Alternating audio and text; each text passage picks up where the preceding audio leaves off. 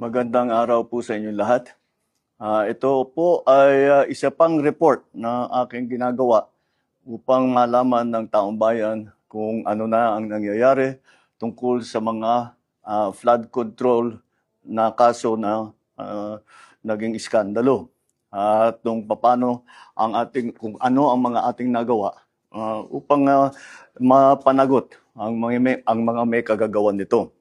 Kaya nais kong i-report na ang ombudsman nagpormal nang naghain ng kaso laban kina Saldico at iba pang 17 individual batay sa mga ebidensyang iniakyat ng ICI at saka ng DPWH.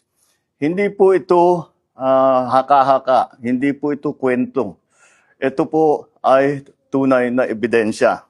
At ito po, para hindi ko na babasahin, pero makikita naman ninyo sa phone ninyo, ito yung listahan ng may arrest warrant na. At ang susunod na hakbang, ay wala nang paligoy-ligoy pa, ang ating mga otoridad ay siyempre papatupad na nila itong mga arrest warrant na ito.